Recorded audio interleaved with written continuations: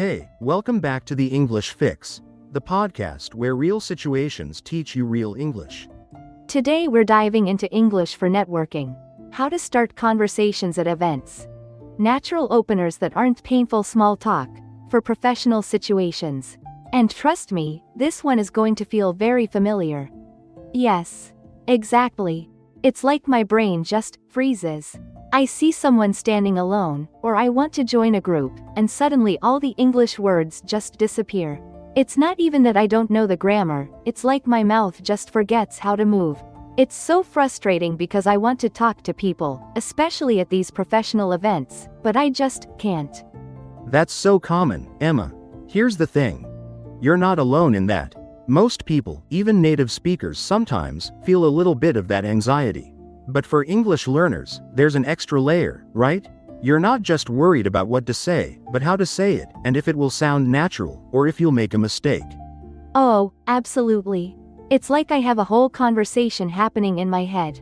First, I think of what I want to say in Vietnamese. Then I try to translate it perfectly into English. Then I think about if the grammar is correct, if the vocabulary is appropriate for a professional setting, and by the time I've done all that, the moment has passed. Or, even worse, someone else has already started talking to them, and I'm just left standing there, feeling like I missed my chance. Nods empathetically in that internal translation process, Emma, that's a huge energy drain. It's like trying to run a marathon while carrying a backpack full of bricks. It slows you down, exhausts you, and by the time you reach the finish line, you're just too tired to actually do anything. Yes, a backpack full of bricks. That's exactly how it feels. And then, if I do manage to say something, it often feels stiff. Like I'm reading from a textbook. I'll say something like, "Hello, how are you today?" And they'll say, "Fine, thanks," and then, silence. And I'm thinking, oh no, I've used up my one good sentence. It's so painful. Like a bad movie scene where the actors have forgotten their lines. Laughs a bad movie scene, I love that description. And honestly, that's not just a problem for English learners. Even native speakers struggle with that, "Hello, how are you?" opener because it doesn't really go anywhere. It's a closed-ended question that usually gets a closed-ended answer. It doesn't invite further conversation. So, what should I say then? Because if I don't say, "Hello, how are you?" what else is there? I feel like all the advice I get is just be confident, or just start talking. But nobody tells me how to do that without feeling like I'm interrupting or being rude, especially in a professional setting where everyone seems so busy and important. That's the secret, Emma. Most people don't realize that confidence isn't something you have before you start. It's something you build by having the right strategies. And you're right, just start talking is terrible advice. We need concrete, practical ways to open conversations that aren't painful small talk. We're looking for natural openers that actually lead somewhere. Natural openers. I really need those. Because right now, my natural opener is usually just a very shy smile and then I look at my phone. Which I know is not good for networking. Grins well, let's put that phone away for a bit. We're going to talk about 3 simple, effective techniques today. And the best part? They don't require perfect grammar or a massive vocabulary. They require observation and a little bit of genuine curiosity. Okay, I'm ready. Tell me everything. My mini quiche days are over. Excellent. So, the first technique, I call it the observation opener. Here's the thing. When you walk into any event, whether it's a big conference or a small workshop, there are always things happening around you. Things you can comment on. The secret is to use your surroundings as your starting point. My surroundings? Like, wow, that's a nice wall? Laughs well, you could say that, but maybe something a little more engaging. Think about what's unique or interesting about the specific situation. For example, let's say you're at a conference, and there's a really impressive presentation happening, or maybe the room has a striking view, or even the food, like your quiches. So, instead of thinking about myself and what I want to say, I should look outward. Exactly. Most people get stuck in their heads, trying to formulate a brilliant question. But the easiest way to start a conversation is to comment on a shared experience or observation. It's something you both can see or are experiencing right now. It creates an immediate common ground. Okay, give me an example. Like, if I'm at an industry event and the speaker just finished. Perfect scenario. Instead of, "Hello, how are you?" you could turn to someone standing next to you and say, "Wow, that keynote speaker was really insightful, wasn't she? I particularly found her points on sustainable growth fascinating." Oh, okay, that sounds much more natural than what I would usually say. But what if they didn't find it insightful? What if they thought it was boring? Then it would be awkward again. That's a great question, Emma. And here's the beauty of it. It doesn't matter if they agreed or disagreed. You've offered an opinion, and now they have something to respond to. They might say, "Oh, I actually found some of her ideas a bit challenging, especially about the carbon tax." Or, "Yes, I agree. I've been thinking about sustainable growth a lot lately." Both of those responses open the door to a real conversation.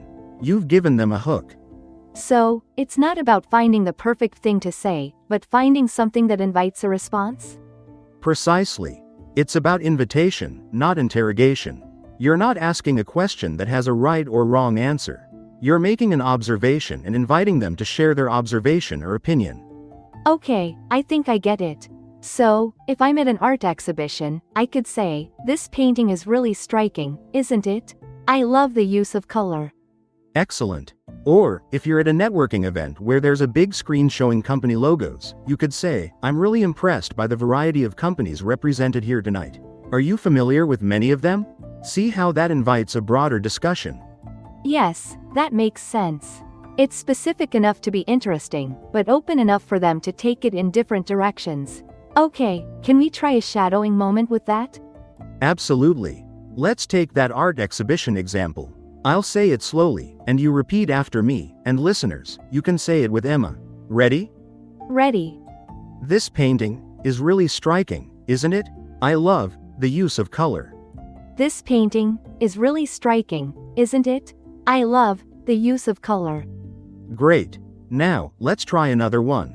Imagine you're at a professional conference, and someone just gave a talk about a new technology. You could say, "That presentation was really interesting, especially the part about AI integration." That presentation was really interesting, especially the part about AI integration. Perfect. The key is to make it specific, but not too personal. It's about the shared environment. Okay, I like that one. It feels less like an interview. What's the second technique? The second technique is the "help me understand" opener. This one is fantastic because it appeals to people's natural desire to be helpful. Most people, especially professionals, actually enjoy sharing their knowledge or expertise. Really? Even if they don't know me? I would feel like I'm bothering them. Here's the thing, Emma, you're not asking them to solve a complex problem for you. You're asking for clarification or a simple piece of information related to the event itself. It's low stakes. For example, if you just arrived at a large conference, and you're not sure where the next session is, you could approach someone and say, "Excuse me, I'm a bit new to this venue. Could you help me understand where the breakout sessions are happening?" Oh, that's smart. Because it's a genuine question. I actually do get lost at these big events all the time. Exactly. And it's not about pretending to be lost if you're not. It's about finding a genuine, simple point of confusion related to the event that someone else could easily clarify. It gives them an opportunity to be a guide or a resource, which often feels good. So, it's not about asking them about their job right away, it's about asking about the asterisk event? Precisely. And once they help you, you have a natural follow-up. You can say, "Oh, thank you so much. I really appreciate that. This is my first time at this particular conference, and it's a bit overwhelming." Or, "Thank you. I was just trying to find the session on topic. Are you planning to attend that one too?" See how it naturally transitions from a logistical question to a potential conversation starter about shared interests. That's brilliant. Because then I'm not just standing there, I'm actively trying to navigate the event, and I get to meet someone in the process. But what if they just point and say, "It's over there," and then turn away? That can happen, of course, and that's okay. Not every interaction will turn into a long conversation. But here's the secret. Most people are actually quite willing to offer a little more than just a direction. And even if they don't, you've practiced initiating contact, which is a victory in itself. And you can just politely say, thanks again, and move on. No harm done. You haven't invested much, so there's no big rejection feeling. That's true. It takes the pressure off. So, what if I'm at a professional dinner, and I'm sitting next to someone I don't know? How would help me understand work there? Great question. At a dinner, it might be about the menu, or the flow of the evening. For example, you could lean over and say, excuse me, I'm looking at the menu, and I'm not familiar with this dish. The boluk lak. Have you tried it before? Is it very spicy? Or, I'm a bit confused about the schedule for tonight. Are we having another speaker after dinner, or is it more informal networking? Oh, that's so clever. It's still about the immediate environment, but it's a question that they can easily answer, and it shows you're engaged in the event. I can totally see myself using that. Excellent. Let's practice a shadowing moment for this one. Imagine you're at a workshop, and you're not sure about the next step in an activity. You could say, excuse me, I'm a little unsure about the next step for this exercise. Could you clarify it for me? Excuse me, I'm a little unsure about the next step for this exercise. Could you clarify it for me? Fantastic, Emma. And listeners, try that with us. It's about clarity and genuine engagement. It's not about tricking anyone, it's about being authentically curious. Okay, I have two good ones now. The observation opener and the help me understand opener. What's the third one? The third one, Emma, is the shared experience opener. This builds on the first one, but it's a bit more personal because it focuses on something you both just did or experienced together, rather than just observed. It's about finding common ground through a recent shared event. Like, wow, that queue for coffee was so long. Laughs, yes, that's a perfect example of a shared experience. You both stood in that queue, you both probably felt the same way about it. It's a moment of connection. You could say, that coffee line was quite a journey, wasn't it? But totally worth it for this espresso. And then you can ask, are you finding the talks interesting so far? So, it's about acknowledging something you both just went through, good or bad. Exactly. It creates an immediate sense of camaraderie. You've both been through something, even if it's just enduring a long presentation or enjoying a good meal. For example, after a particularly engaging presentation, you could turn to the person next to you and say, wow, that keynote speaker really got me thinking about our industry's future. What were your main takeaways? But what if I didn't have any main takeaways? What if I was just trying to understand the English? That's a very honest point, Emma, and it's something many learners face. Here's the thing. You don't have to pretend to be an expert. You can be honest about your experience. You could say, that was a really fast talk, wasn't it? I was trying to keep up with all the details. What did you think about the part on, mention a specific slide or topic you did catch? This shows you were engaged, even if you didn't grasp every single point. It's about connecting on the asterisk effort or the asterisk experience of listening, not just the content. Oh, I like that. So, I can be honest about struggling a little, and that's okay. It doesn't make me sound unprofessional? Quite the opposite. It makes you sound human and relatable. Most people appreciate honesty and a little vulnerability. It can even be a way to build rapport. Imagine someone saying, I'm still processing some of those concepts, but I found the energy of the speaker really captivating. That's a perfectly valid and interesting opener. Wow. I never thought about it that way. I always thought I had to pretend I understood everything perfectly, or else people would think my English wasn't good enough. Most people don't realize that showing a little bit of your authentic self, even your struggles, can actually be a stronger way to connect than trying to be perfect. It invites people to meet you where you are, and it's much less stressful for you. That's a huge mindset shift for me. So, the shared experience opener is about finding a common thread that you both just lived through, and then commenting on it. Exactly. It could be the weather, the temperature of the room, the quality of the coffee, a moment of humor during a presentation, or a collective sigh of relief when a session ends. Anything that you both just experienced. Okay, let's try a shadowing moment for this one. What if I just finished a really long workshop, and I want to talk to someone about it? Perfect. You could say, well, that was quite a deep dive into the topic, wasn't it? My brain feels a little full, but in a good way. Well, that was quite a deep dive into the topic, wasn't it?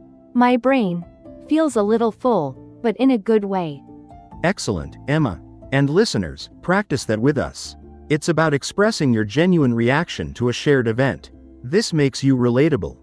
These are really helpful, Andrew. I feel like they give me actual tools instead of just telling me to be confident. I can actually imagine myself trying these. That's the goal, Emma. It's about having a few go-to phrases and strategies in your toolkit. The more you practice them, the more natural they'll feel, and the less you'll freeze. So, to recap, we have the observation opener, the help me understand opener, and the shared experience opener. I think the one I want to try first, the next time I go to an event, is the observation opener. I feel like it's the easiest for me to spot opportunities. Like, if I see someone looking at a poster, I can just comment on the poster. Fantastic choice, Emma. That's a brilliant way to start. It's low pressure and gives you a concrete thing to talk about. And for all of you listening at home, this week, I want you to pick one of these openers: the observation opener, the help me understand opener, or the shared experience opener, and try it out. It doesn't have to be a big professional conference. It could be at a local community event, a meetup group, or even just striking up a conversation with someone you haven't spoken to before at work. The key is to practice. Oh, that's a good idea. Even if it's just practicing with a colleague I already know, just to get the feel of it. Exactly. The more you use these, the more they become part of your natural way of speaking. And remember, it's not about having a perfect conversation every time. It's about starting, making a connection, and building that confidence step by step. I feel so much better about this now. I used to dread those networking events, but now I feel like I have a plan. No more hiding by the mini quiches. Well, maybe just one mini quiche, but then I'm moving on to talk to someone. Laughs, that's the spirit, Emma. So, to wrap things up today, remember, don't get stuck in your head trying to translate. Instead, look for shared observations, ask for simple clarifications, or comment on a recent shared experience. These are your natural conversation starters. They're not painful small talk, they're genuine invitations for connection. And it's okay to be honest about not understanding everything perfectly. That was a huge takeaway for me. Absolutely. Authenticity goes a long way. So, for our listeners, we'd love to hear from you. What's the networking situation that makes you freeze the most in English? Or, which of these openers are you most excited to try first? Let us know in the comments below. We'll be back next time with another episode to help you fix your English and boost your confidence. Until then, keep practicing, and we'll see you soon. Okay, before we go, let's quickly lock in the most important phrases from today. Choose just one and use it today. Even in a text message. That counts as practice. Alright, that's a wrap for today. Seriously though, which part of this felt most real to you? Drop your answer in the comments. And if this helped you, like this video and subscribe. We post new episodes every single day. This has been the English Fix. Thanks for listening. Keep practicing, keep pushing, and we'll see you in the next one.